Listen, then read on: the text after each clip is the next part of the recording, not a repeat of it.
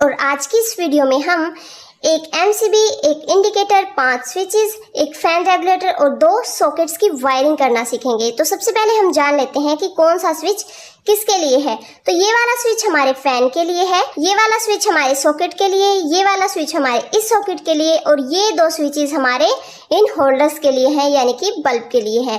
तो चलिए इसकी वायरिंग को समझ लेते हैं। तो गाइस सबसे पहले हम फेज वायर कनेक्ट करेंगे हमारी एमसीबी में।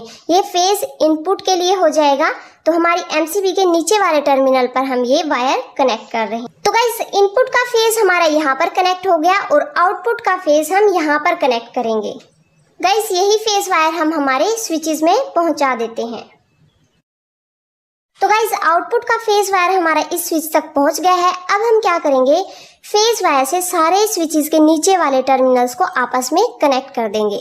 तो गाइस अब हम हमारे सॉकेट्स को हमारे स्विचेस के साथ कनेक्ट कर देते हैं। तो सॉकेट को स्विचेस के साथ कनेक्ट करने के लिए एक फेज वायर लेंगे और अब हम हमारे फैन रेगुलेटर की भी वायरिंग कर लेते हैं। तो फैन में यहाँ पर 2 वायर दिए हुए हैं, इसमें से एक वायर को आपको लेना है और इस स्विच के ऊपर वाले टर्मिनल पर कनेक्ट कर देना। अब हमारी जो फेज वायरिंग है वो यहाँ से चल के हमारे फैन रेगुलेटर से होते हुए हमारे फैन में पहुंच जाएगी फैन रेगुलेटर के थ्रू। फेज वायर को हम फैन के एक टर्मिनल पर कनेक्ट कर देते हैं। फैन में 2 टर्मिनल होते हैं, एक फेज के लिए और दूसरा न्यूट्रल के लिए।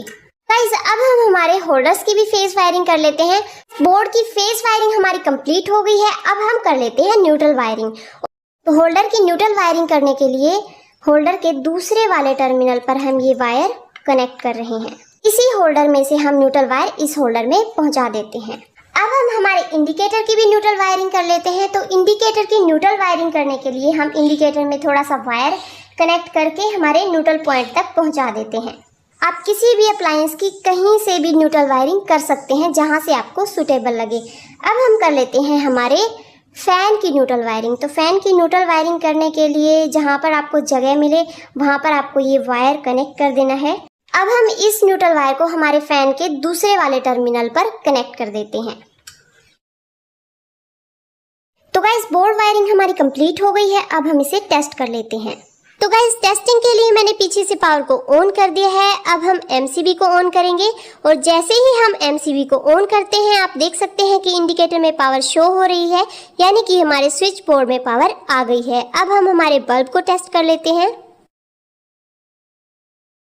अभी हम फैन को भी टेस्ट कर लेते हैं। तो ये वाला स्विच हमारे फैन का है और जैसे ही हम इसे प्रेस करते हैं तो ये नहीं चलेगा, क्योंकि हमारा जो फैन रेगुलेटर है वो 0 पे सेट है और जैसे ही हम इसे 1 पे सेट करते हैं तो ये चलने लग जाएगा।